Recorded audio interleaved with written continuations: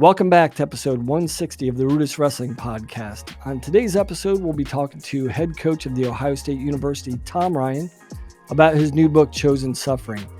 And really, this is a compilation of all the lessons he's learned in life and coaching and how he's applied them to give you a guide on becoming elite in life and leadership. So I think it's going to be a fascinating listen. I think you're going to enjoy it. But the other thing we wanted to let all our listeners know is that for the foreseeable future, we're going to be going on hiatus from our media and regular podcasts.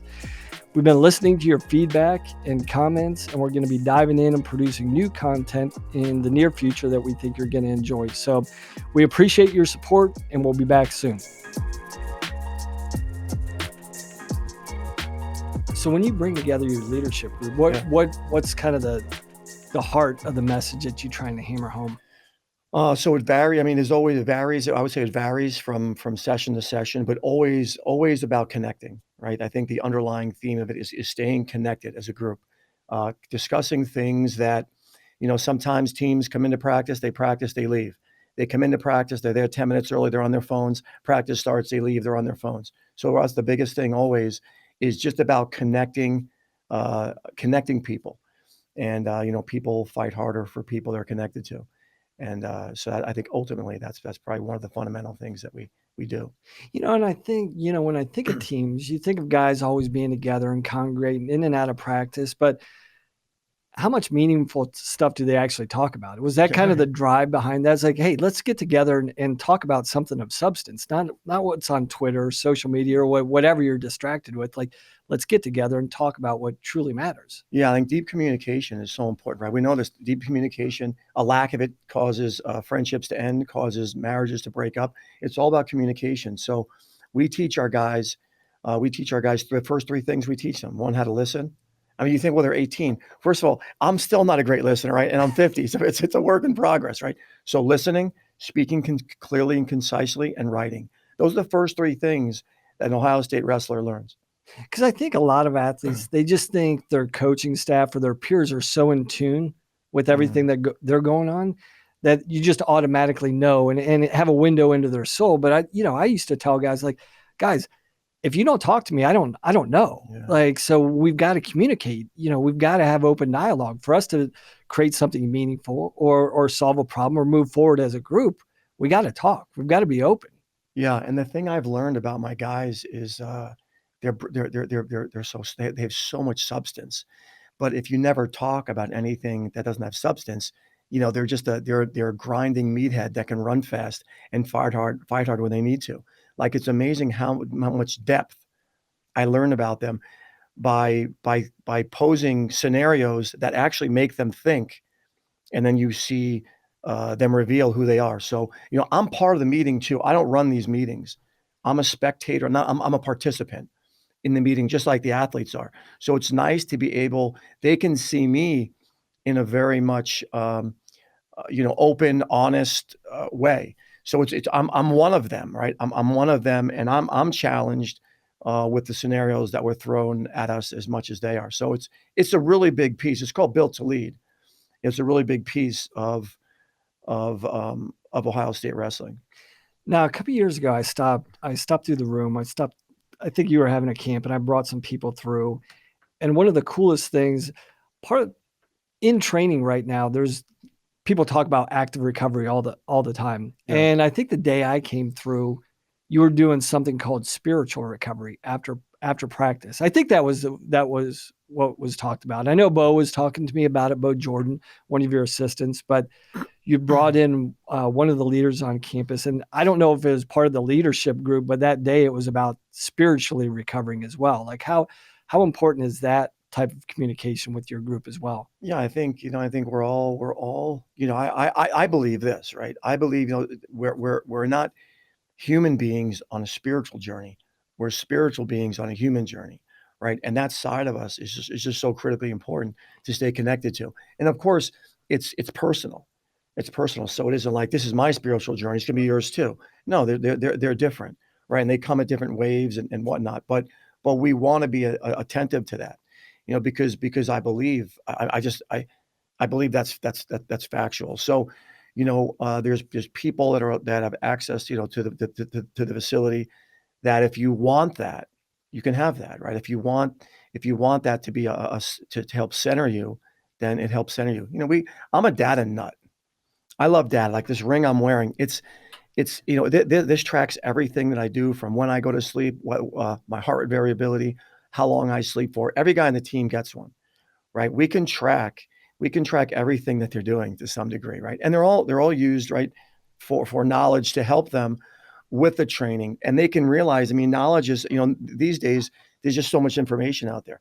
If they oversleep or undersleep, they can actually look at it and say, or their stress tests got them stressed, or they're in the middle of a struggling situation in a relationship. This thing doesn't lie. It tells you basically, listen, last night you didn't sleep well. What happened? Your heart variability was very low.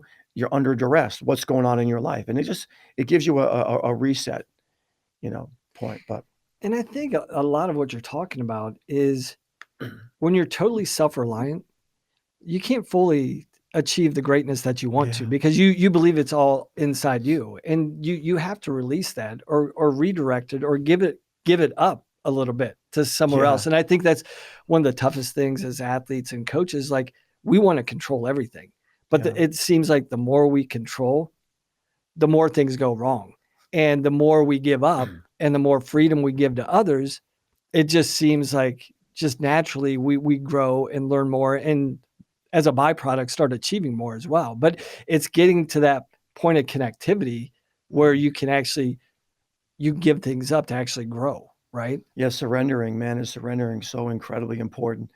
A part of a piece of, one of the chapters in this book is about that. And right, you can see the testimony in people's lives when they do it. The practical side of it. I mean, I've been doing this for 28 years. There's a huge gap, and I talk about this. There's a huge gap between belief and commitment. Right? There's a huge gap, and the ones I've been around in this life that have achieved at the highest level, they go beyond believing. Right? I mean, a lot of people believe in things, but believing that this system is best for me, believing that I should run 5 miles a day, believing that, um, you know, this single leg finish, this type of finish is the best attack, believing mom and dad have my best interest. That's important. But until we commit to it, and commit is the action piece of it, right? When I think about Jaggers, like I talk about Jaggers in the book a little bit, and he listen, he was like 3-10 or 3-9 his senior year. He's the reigning NCAA champion. And here's what I knew. I knew that he was way beyond believing. I knew he was committed. Even though he had that record, I knew that the only way, right? I know the only way for extreme progress is through commitment, not just belief, right? The action side of what you're thinking. And every morning I would come into work, and Jaggers would be in there in the morning and busting his butt. And every afternoon I come back, I saw him busting his butt. And I just the building blocks of success were there. So it was very easy to say, look, even though the world sees this guy as 3-9 and it's a fiasco and he's never going to win it again, I had the calm the whole time of, he's I don't know if he's going to win it again, but I know he'll be ready, because the commitment was there. And I think that's that's a big piece. Whether you look at wrestling or you look at our faith, right? From a faith standpoint, sure, I believe there's a God. Okay, but are you committed to that? Right? Believing is one thing, committing is something far beyond that. And there's a big gap between the two. So we talk a lot about that, as an organization, as individuals. Yeah, and like you were saying, I mean, you don't just arrive to an understanding of what commitment is. There typically there's building blocks and steps that you have to go through to arrive and get a true understanding of what commitment is. So let's go back and start at the beginning. What was the genesis of the idea behind chosen suffering? I would say that chosen suffering became a term for me when I experienced something that was unchosen pain. And it just a thought was, wow, my whole life has been grounded in chosen suffering. And chosen suffering for me was just an extreme term, like a catchy phrase to explain love or sacrifice, right? And as my faith grew, the ultimate chosen suffering was a savior surrendering himself for into serving others, right? So, but chosen suffering was it's a synonym for sacrifice, for love, and chosen suffering was just the times that we put ourselves under duress. It's a conscious decision initially to put yourself under duress to grow. Now, chosen suffering can also be putting yourself under duress to not grow, right? I know a lot of amazing people on this planet that have come through addiction.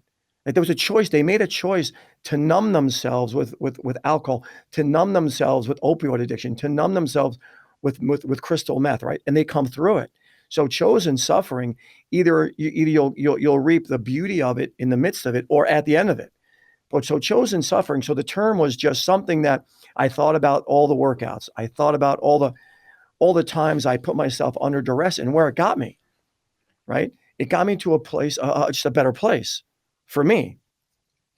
It didn't bring me total uh, happiness, total joy, right? But it's something that if the world will never be knocked off its axis, right? Not by right. It's not going to be knocked off its axis. The world is going to be the world, and the world wants things of us that quite frankly aren't good for us, right? And we have to constantly. It's a constant fight against what the world says. Listen, if it doesn't feel good, don't do it. If it feels good, then do it. Like that's no. That's the exact opposite of how we should think. And chosen suffering says be comfortable. It says stay be the opposite of chosen suffering is stay comfortable. Don't stretch yourself. Don't extend yourself. Chosen suffering says the opposite. You bet you it's a law. It's a principle. Apply. It's like gravity, right? We don't think about gravity. I think it was the last time. Every step I take, I'm not. Oh, thank God for gravity. No, eventually it becomes there as part of it. So that's a long answer, right? To just chosen suffering. It's a way. It is one of the principles of success, and that is we're constantly trying to grow, and growth is stretching is uncomfortable. Get uncomfortable. And I think about choosing suffering as an athlete, as a coach, and that's the world you live in. But you make you choose to suffer because you believe if I do these things, it'll lead to a certain outcome, even though you're not guaranteed that. But you know that you have to give up certain comforts in your life if you're going to attain excellence. But it's what fascinated me about, some of the parts of the books when I was reading is the unchosen part is where you see real growth. If you open your mind to it, right? Yeah. It's never something that we want, and it's usually a horrible experience and something that impacts our life maybe in the moment in a really negative way, but in hindsight it elevates us. And expand on what more of your thoughts about that unchosen suffering that you get exposed to. Yeah, and you just said something that resonated with me about the chosen suffering, right? It's like we need, we're on a journey, right? We're all on a journey to find this. Listen, there's an empty space in every one of us, right? Whether we have come to terms with it or actually quieted the world enough, right? And the world, the world says, fill it with this, fill it with power, fill that empty space, right, with money, fill that empty space with more titles, and listen, they're all good things to pursue, right? There's nothing wrong with pursuing success, money, uh, all the things, right, that we try to constantly fill ourselves with. And uh, chosen suffering, and it's easy to choose to do difficult things for something you're passionate about, right? It seems easier. So the first thing is, well, what the heck am I passionate about? Like what makes me want to get up early, right? What makes me want to stay up late? Uh, and those are the things, right? That kind of that they've been not natural for me, but get cut from the basketball team, fell in love with wrestling. It was, wow, I fell in love with this, right? So it was really never was chosen suffering. It was work and play were one and the same, right? It was play for me. It wasn't work for me. It was play for me. And then right, you live long enough, and all of a sudden, you're hit with something that is unfathomable. And the reality for me was death, right? I was hit with death, right? Death wrecked me. And that was this unchosen suffering piece that I didn't want this death. I didn't ask for this death. I didn't pursue this death, but it took me to a place of such deep pain that I wanted to, quite frankly, I wanted to understand death, right? Even though I'd lived for 36 years and I knew that, listen, at the end of life, we're gonna end with death. But I never thought about it more deeply until the loss of my son. And that complete demolition of my life made me stop and look at things differently. And expound on that if you feel comfortable doing that, because I think a lot of people are familiar with their story. If they followed your career and through Hofstra and Ohio State, the death of your son, Teague. Can you share a window into that? Because a lot of people, I think, even though they know it, they may not know the full context of the story there. Yeah. So I would say that, right, as wrestlers, right, most wrestlers are type A personality people, right? Like you said, it's my will, right? I'm going to will myself to it. They understand the work reward relationship that comes with hard work. And we don't, there's not, surrendering isn't easy for us because surrendering in a match is, you can't do that, right? So for me, the loss of Teague, he died when he was 5. There were no warning signs. He wasn't in school. He spent a lot of time with me. He traveled with me, right? I was in the midst of a father-son relationship, right? And I would have died for him, right? There's a handful of things that I would be willing to die for. He was one of them. So to lose him, and basically what happened was he had a heart attack.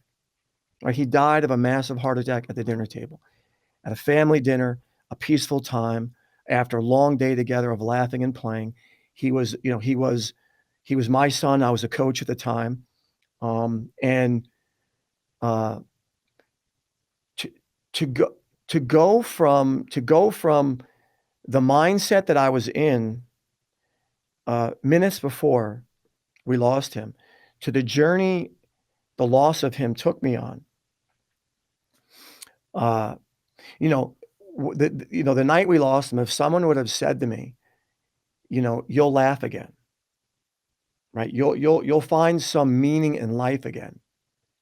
There's no way that I would have said that I'll ever be, and I'm not the same, right? I'm different. I've transformed, but even able to experience any sense of joy or happiness, I would have said no, right? Because, right, this one page of my life was so dark. I was so dark, and what I needed was a savior, quite frankly. I needed time, right? I needed time away from it. I needed to get outside of it and be able to have the double vision of all of the amazing blessings I do have in my life, right? Sometimes it's this dark place where, you have no blessing, nothing. You get caught up in this. How could this happen to me, right? And then when time passes and you have a revelation of something different, you have the totality of your book, and your book is blessed with so many amazing things. And this one page is a painful, dark page. So yeah, it was a devastating time for us. He had 2 older brothers. He had a younger sister that were close to him that, he was the glue to some degree to all of them. I mean, they're all close, but there was something about him. He was kind of the glue. And yeah, it was just, it was a tough time. And yeah, no warning signs and the guarantees that we think we have. I'm guaranteed tomorrow. Listen, you're not guaranteed a dang thing other than death, right? That we don't know when it's going to come, but it's going to come. So yeah, his life is the inspiration. His life and death are the inspiration behind the book. So I think the next, the first thing that popped into my head is like, how do you actually fight back from that? Not only fight back for yourself, because at a certain point, I mean, you're built on a certain platform, right? You're the coach of a college program. And so not only do you have to fight back for yourself, but you got to fight back for your family in your team. Like, what was that process like? And how did you actually get to that point? Like, I have to fight. I have to get up. I have to look forward to something. Or like, what was that? I mean, I can't even articulate what I'm trying to say because I can't fathom going through that. I think as parents, that is the ultimate pain, that's a fear that we have in our mind. Like, these are the most precious things to us. Yeah. We would live and die. We would die for them. Yeah. And when one of those things is taken away so quickly, like, how did you get to the point where I have to fight back and I have to fight to lead my family back and my team back? Yeah, that's a great question. That's so I would say that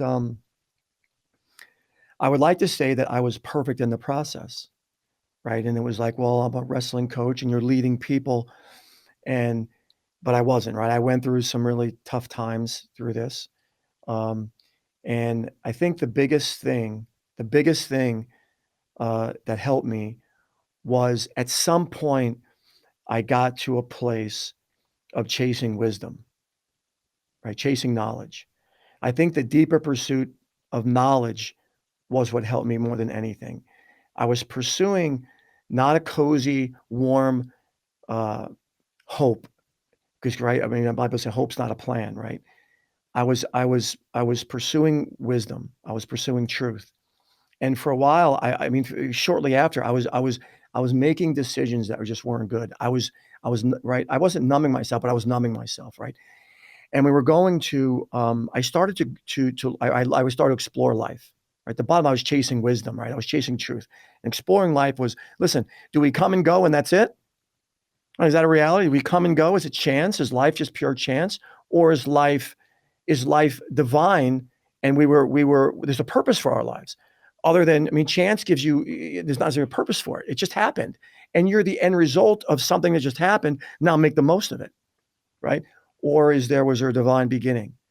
And that pursuit, of wisdom is what saved me, because I found through what I believe is incredibly logical thinking. At some point, you have all this logical thinking, and then you've got to make a decision about it. And for me, that was what absolutely led me out of the darkness, was the pursuit of wisdom and what I found in the pursuit of that. A big piece was, and listen, not everyone, a lot of people come through this without finding what I found, right? A lot of people, because it's kind of like, hey, listen, guy, listen, sorry, get over it, right? Like, sorry, dude, you have 3 other children that want to live, but so many don't. So many don't. Their marriages break up, and the kids become afterthoughts. You're so consumed with grief that you forget that 3 children are relying on you to lead them, right? And one of my big themes in general of leadership is example.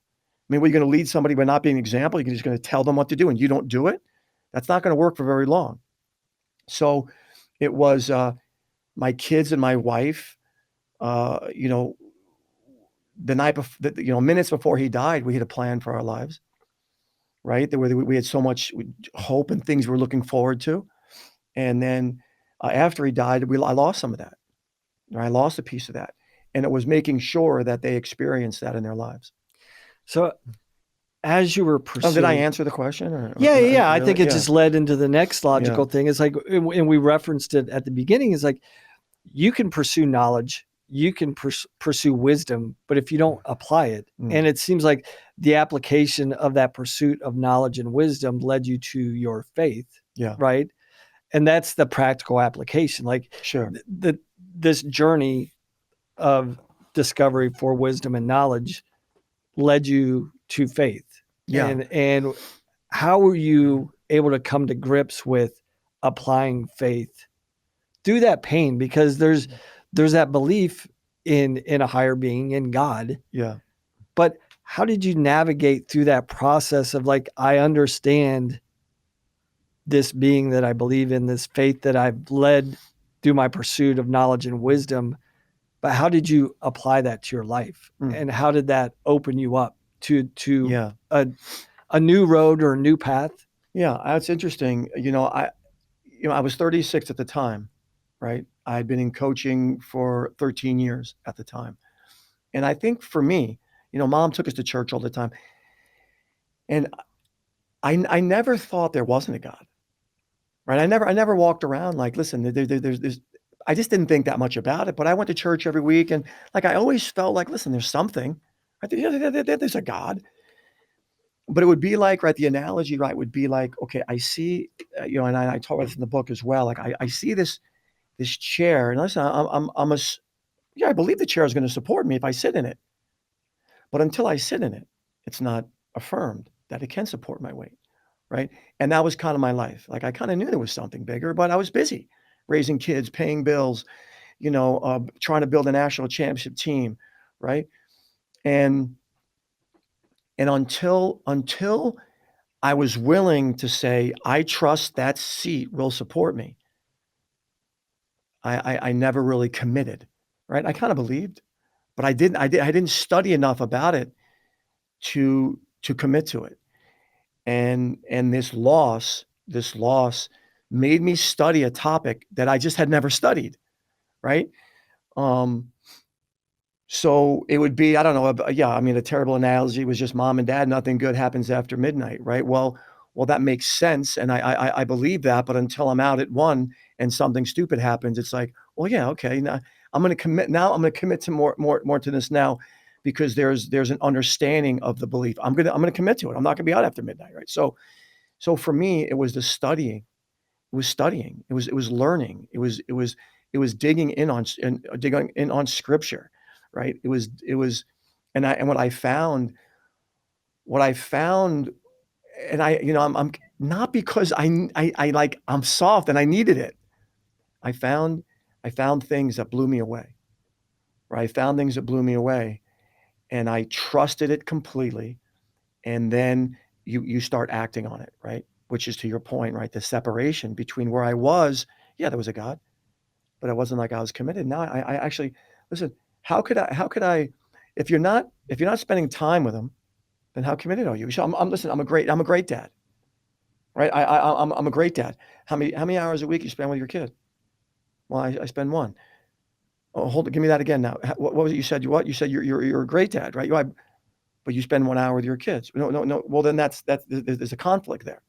So, when we truly are committed, there's an action that's reflected, and my actions are more reflected now than they were before. And I think that comes You back to know? what we said at the beginning is like the difference between belief and commitment, Yeah, right? exactly. A lot of people believe in God, Yeah, but their belief in God is more like a security blanket. It yeah, feels good to them, yeah. and it's conditional. Like, hey, God, give me this, or God, grant me what I want, and it's a comfortable existence. But Right. committing to God, Yeah, committing to a life serving Him is much yeah, different. It's not an easy road, and yeah, most people don't understand that. They want to apply the view of the world to their view of religion. They want the world to feel good. Everybody says just pursue what you want, yeah. Right. but this wasn't God's journey. And Yeah, and talk about belief and commitment and that practical application in the Bible. His son, like, committed to the follow through. committed. Right. He's like, oh, I have to give up my life to bring everyone up. A lot of people is like, now that's Right. commitment, right? Right. And I think when people really dig into religion or their spiritual journey, they want they want the security blanket. Yeah. They don't want the commitment and what comes with that, right? Yeah. There's a no. You said. I mean, it's really well said. And just listen. When we stop the world, when we stop the spinning enough to actually think about it and really discuss it, it's beautiful. I mean, it's beautiful. And there's apps. I mean, listen. I've surrendered. Listen. I believe and I am committed, right, to him. Listen. I'm also 50 years old. I'm living on earth, and there are temptations, right? Like, I don't ever want to be the guy that temptations end because you believe. No, listen, you've got temptations on the right shoulder. You've got just pure love. And I would say that's what he is, pure love on one. You're going to listen. Every day we feed one, right? You feed this thing, it's going to grow strong. Two dogs, Bad dog, love, and then like, you feed this thing's going to be, it will consume. You feed this one, it'll grow, and ultimately it will take over this one. And it's never. Listen, I haven't had a perfect day yet. You know, I would say I'm in a relationship that I believe in with every ounce of me, and there's a lot of reasoning why I believe in it. But every day we feed one or the other, and the more, so as I'm feeding this one, I'm starving this one, and um, yeah, I don't know, yeah, it's just simply, to me now it's clear as day.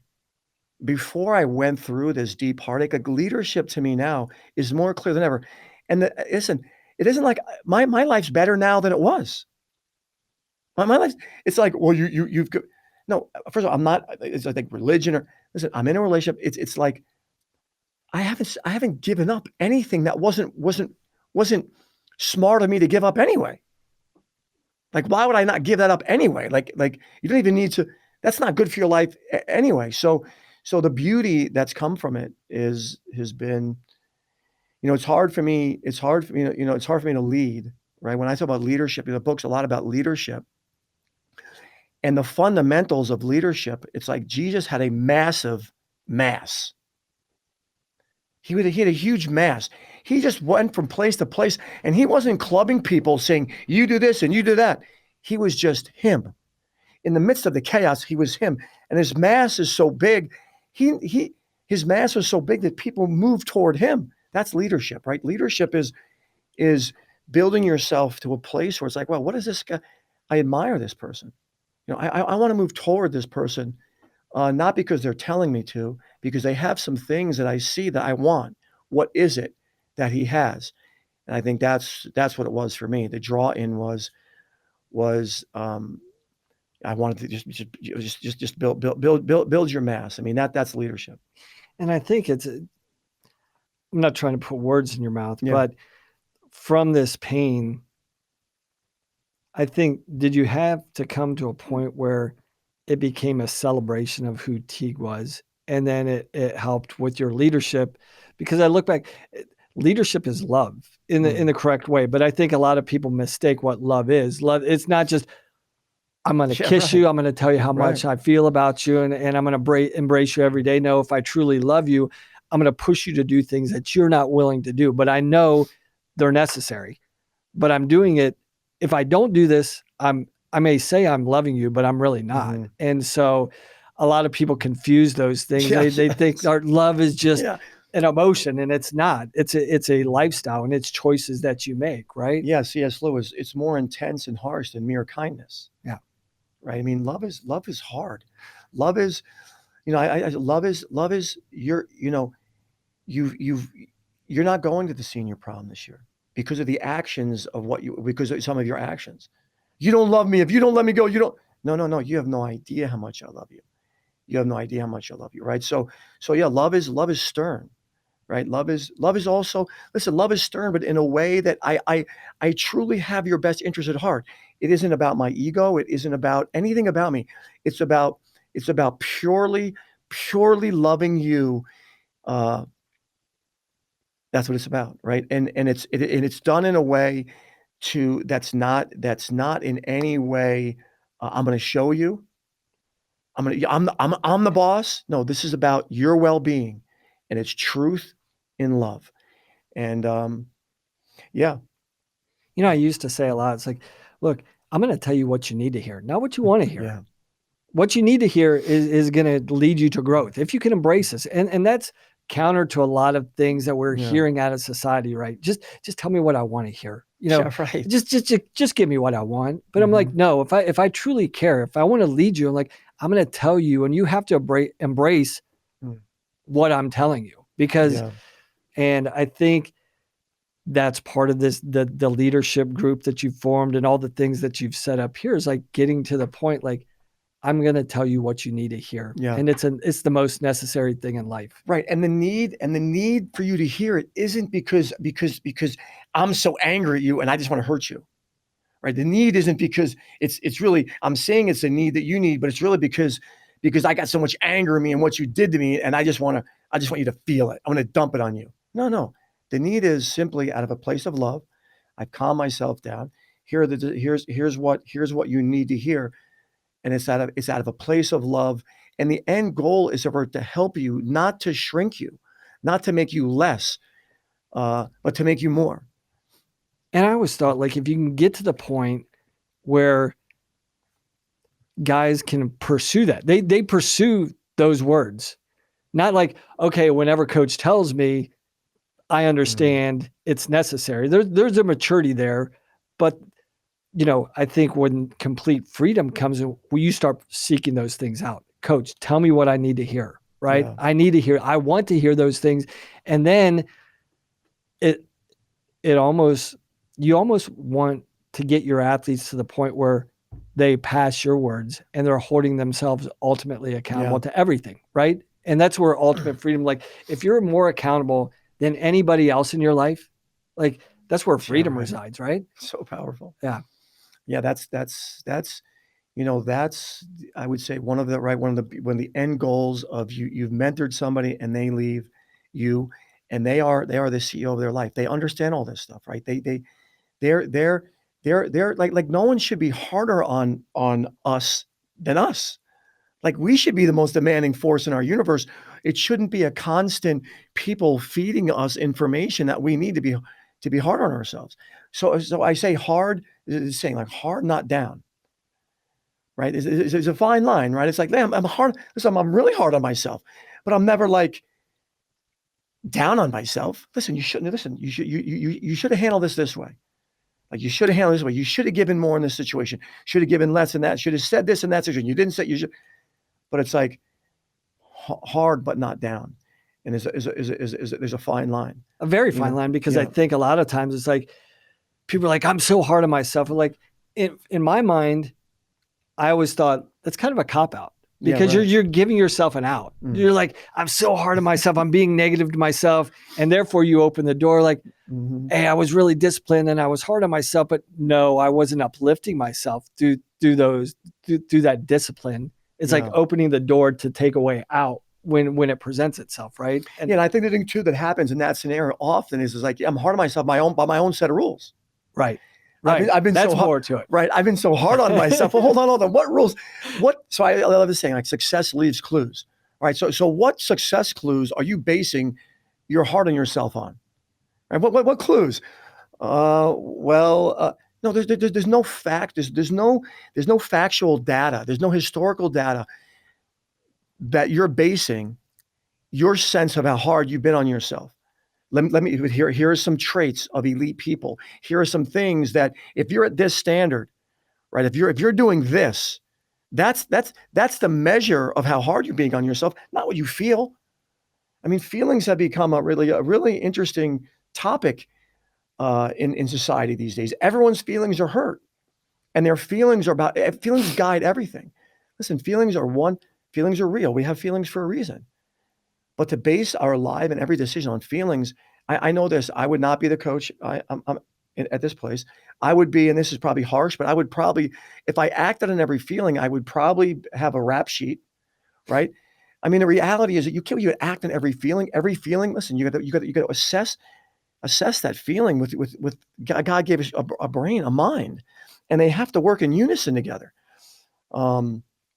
And the mind is to go out and pursue truth, get some real answers, and then knock your sense of how hard you're on yourself against some real answers. Well, it's a lot like we were talking before, like feelings,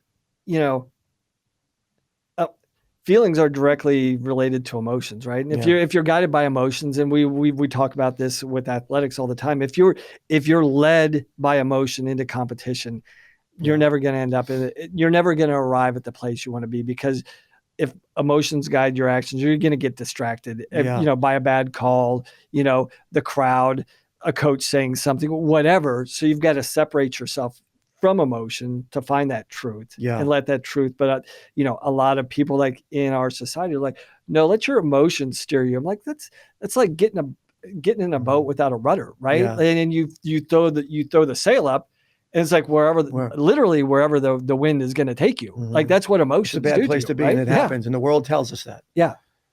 Yeah. And we got to fight it.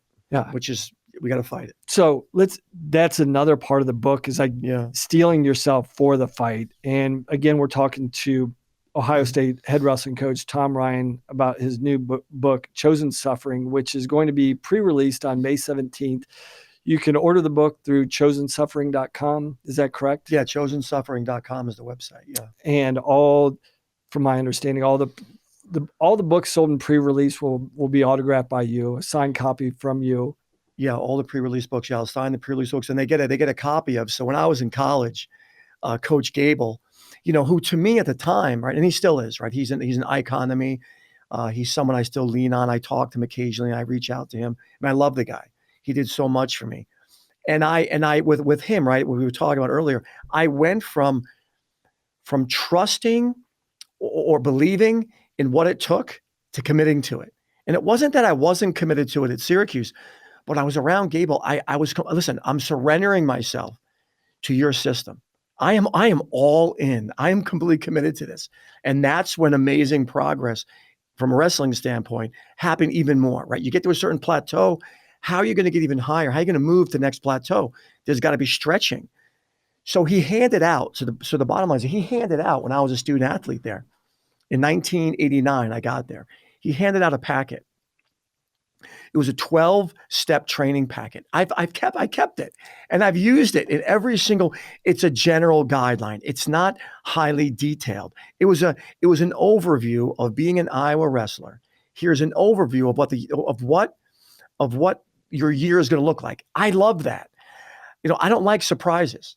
So to have an overview, okay, these months, this is generally what we should do. So he gave that to me. A couple of months ago, he was on a podcast, and someone had asked him about his training plan. He goes, I don't know. I think Ryan stole it. He goes, I think either Ryan or Brands took it. One of them must have it. Well, I mean, it was a handout. I mean, it wasn't like I didn't go, like I didn't hide under his desk, like wait till he break the vault or something. I picked the lock to his office and slid underneath. So I've used it as a foundational piece of an annual training plan forever. So what happened is he's on this podcast, and people hear that he's on this podcast talking about this annual training plan. Well, I have it. So I'm going to share it. So anyone that pre-orders will get a copy of this annual overview of training. Which I think everybody I don't think you said these are the Gable's trade secrets, because I think everybody's looking for those. But and everybody's got to find their own path. But yeah, I think this is one of those things. Like what are some of those things that are? Give me an overview of what it's a 12-step. Yeah, it's like it's 12 phase. It's a 12-phase program. So it's like, okay, this time of the year, here are some things that I should be focusing on, right? This time of the year is more of, listen, it's always a technical time of the year. Now, keep in mind that when this was written, I don't know when he wrote it, in 1980, I don't know how long he used it. I was 89. There was no internet, right? So you can even tell in it. And I have added, some things that are just, we have technology now, right? There was no internet to watch Fadzayev, right, compete. You couldn't watch Fadzayev compete because he wasn't on TV unless, someone was there filming it and you had a copy of the film, you couldn't watch it. So there are things now that you can watch wrestling every moment. When I was a kid, you couldn't watch wrestling unless it was on TV. It was on TV a couple times a year. But now that's why these kids are so good now, right? They're these student athletes. They come out of high school ridiculous.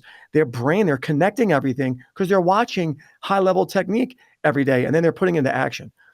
So, it has, preseason, a focus of preseason, in season, a focus as you move into a championship season, postseason, summer season, and it kind of just breaks down seasons. A heavier focus on strength training, making sure that your body weight, your body percentage is this close as you get closer to the season. So it just has it's a 10,000 foot view of. Now he also had, which I never got a copy of. He also had an intensity, and I've added some of this in my thinking. This wasn't from his packet, but how you tinker with intensity and volume at different times of the year. So that's kind of an add-in that I've added, but the general overlay is Gable. And it seems like you could actually apply this to life in a lot of ways as well. And how has that informed you as originally at its inception, as you started incorporating this into your training plan and your leadership for your guys? Did it also take a form of life leadership too? Oh yeah. You applied that to the life lessons you wanted to teach your guys? Oh yeah. I mean, it's right. It's all about the buckets in our life, right? Every human being walking on earth. I mean, if we could visualize, they've got this bamboo, this long bamboo stick hanging off their shoulders like it's a squat bar. It's long bamboo, and you've got these buckets that are connected to us, right? As we walk around the planet, there is no such thing to me, to have perfect balance in every season of our life. I don't think that's possible, to have perfect balance in every season of our life. However, so if we think about perfect balance being, you've got this bamboo, you know, this stick on our back, and all these buckets are hanging off of it. Listen, there are times in my life where the bucket that is about